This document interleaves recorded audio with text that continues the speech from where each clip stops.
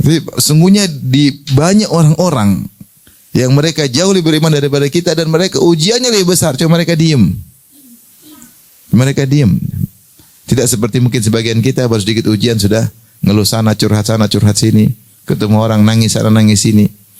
Tapi hidup ini pasti ujian. Tidak ada yang diuji dan semakin beriman semakin pasti diuji. Dan sebagaimana Rasulullah bersabda, asyadun nasi balan al-anbiya tsumma salihun tsumma al-amsal fal-amsal. Orang yang paling banyak ujian adalah para orang saleh, para nabi, kemudian orang saleh, kemudian selanjutnya dan selanjutnya yubtala rajulu ala qadri imanihi. Seorang diuji dengan kadar apa? Keimanannya.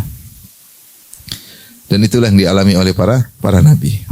Saya bayangkan Nabi Nuh, ujiannya luar biasa. Dia Rasul pertama, istrinya kafir. Kira-kira enak enggak punya istri kafir? Luar biasa. Ceramah sana, Nuh, ceramah mulu istrimu ente enggak beres. Kira-kira gitu. Kalau anak buahnya umatnya adalah jamaah pasti digituin, Nuh. Kamu ceramah mulu, istrimu aja enggak beres. Gimana berat? Anaknya juga kafir.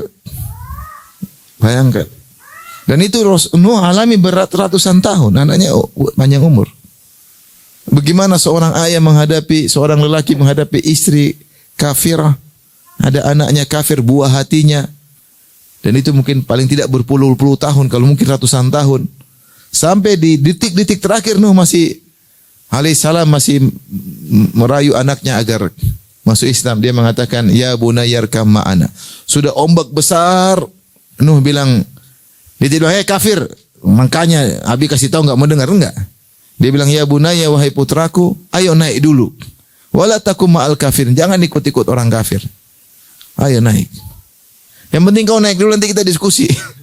Anaknya langsung ngeyel, sa'awi ila jabali ya'simuni minal ma'. Enggak.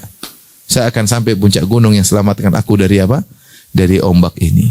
Qala la asimal yauma min amrillah illa man rahim. Enggak ada yang selamat kata Nuh.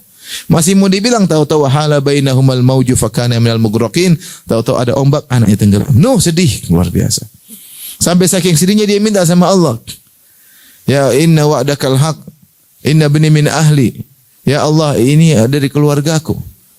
Dia masih pingin ada kebaikan buat anaknya setelah anaknya mati kafir. Saking sayangnya kepada anaknya. Allah tegur. Ya Nuh innahu laisa min ahlika innahu amalun ghairu salih.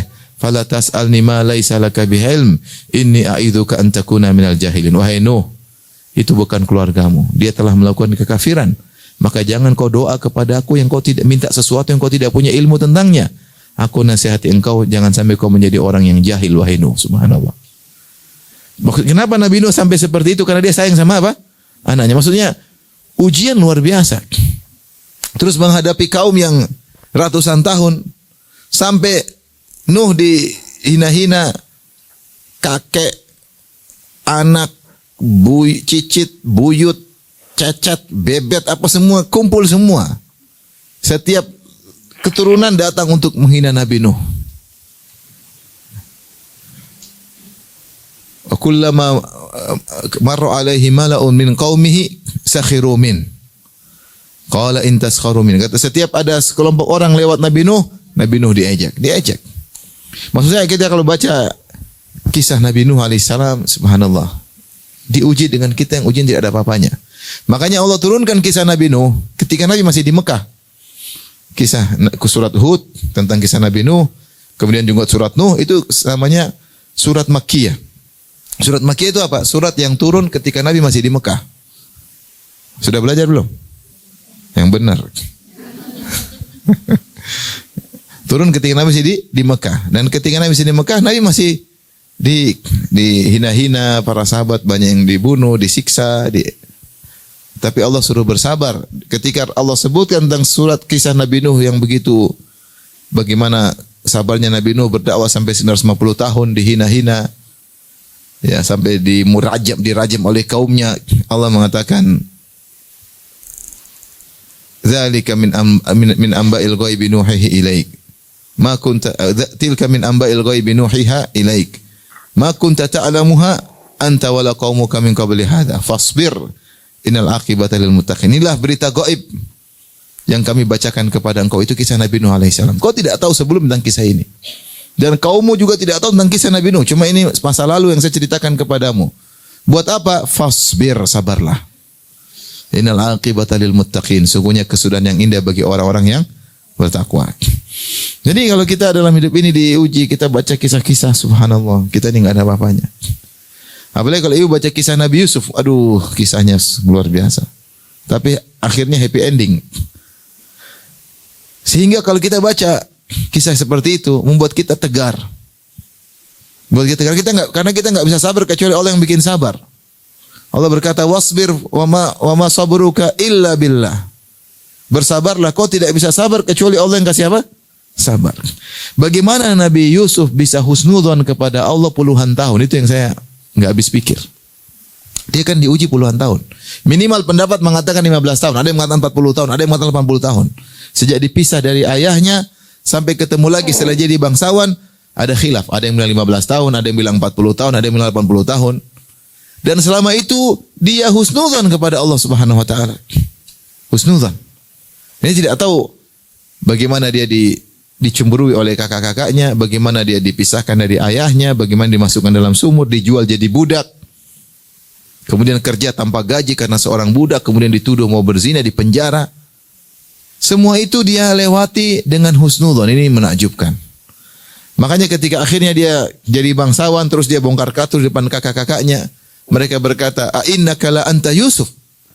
Ketika Yusuf membuka menunjukkan mengatakan, "Qala hal alimtum ma fa'altum bi Yusuf wa akhihi id antum jahilun." Kalian masih ingat enggak apa yang kalian lakukan kepada Yusuf dan saudaranya Binyamin ketika kalian masih jahil? Mereka lihat lagi, Yusuf. Karena Yusuf sudah mungkin jambang, dulu kan masih kecil waktu diambil dibuang, sudah pakai mahkota. Mungkin Yusuf lepas mahkotanya. Mereka, "Innaka la anta Yusuf." Kau si Yusuf ya? Kata Yusuf, "Ana Yusuf wa hadha akhi." Saya Yusuf, ini saudara saya Binyamin. "Qad manallahu alaina." Sungguh Allah telah beri anugerah kepada kami. Kemudian Nabi Yusuf berkata, "Innahu may yattaqi wa yasbir fa innallaha la yudhi'u ajral muhsinin." Siapa yang bertakwa dan bersabar, Allah tidak menyia-nyiakan pahala bagi orang yang ihsan. Subhanallah. Berarti selama itu Nabi Yusuf selalu sabar dan bertakwa. Setiap musibah yang dia alami, setiap ujian yang dia alami, dia selalu bersabar dan bertakwa. Dan selalu husnudzon, padahal jawabannya mati puluhan tahun berikutnya. Happy endingnya ternyata setelah puluhan tahun. Tapi selama itu dia tidak sama sekali tidak pernah suudzon sama Allah. Itu yang saya takjub, ini kok bisa ini ada orang seperti ini. Kita aja baru diuji sedikit, nggak ada solusi sudah. Aduh, ini apa ini? Allah sudah suudzon, kenapa Allah giniin saya? Kenapa? Saya sudah rajin baca Quran kok belum ada solusinya. Ya sering baca Quran tapi masih ngomel sama suami. Gimana ada solusinya? Kita apa yang sudah kita lakukan sehingga kita Yusuf aja yang seperti itu. Dia uji sampai puluhan tahun dan dia selama itu dia husnudzon. Nabi Yakub alaihissalam, kata Al-Qurtubi rahimahullah, dia adalah orang yang paling dicintai oleh Allah di zaman itu. Dia diuji dengan terpisah dari apa? Anak-anaknya. Bahkan di puncak-puncak kesulitan ketika Yusuf tidak tahu kemana, Binyamin dituduh mencuri sehingga dipenjara, terus kakak mereka tidak kembali. Di puncak-puncak kesulitan justru Yakub alaihissalam semakin husnudzon. Dia mengatakan, "Asallahu ayyatiyani bihim jami'an." Ketika dikabarkan, wahai ayahanda, kakak paling tua enggak mau kembali. Yusuf entah kemana, Binyamin di penjara. Ketika tiga anaknya tidak mau pulang, dan ini puncak penderitaan Nabi Yakub sampai dia buta. Wa biyaddat ainahu minal huzni fa huwa kadhim. Dia buta saking sedihnya. Namun di saat itu dia tetap husnudzon, dia berkata, "Asallahu ayyatiyani bihim jami'an." Insyaallah Allah akan datangkan mereka, kembalikan mereka kepada aku seluruhnya. Innahu huwal alimul hakim. Karena Allah Maha berilmu dan Maha bijaksana. Subhanallah. Dia tahu apa yang Allah lakukan kepada dia dengan ilmu Allah. Dia tahu apa yang Allah takdirkan pada dia di atas hikmah dan kebijakan yang Allah tahu. Yang dia tidak tahu. Tapi dia tahu apa? Husnudzon. Nah, kita kalau baca kisah-kisah seperti ini, kita lebih mudah untuk bersabar. Makanya sebagian ulama mengatakan, kalau siapa yang sedih, baca surat Yusuf dengan tadabbur, pasti sedihnya berkurang, pasti. Karena apa yang dia alami tidak ada apa-apanya dengan kisah Nabi Yusuf.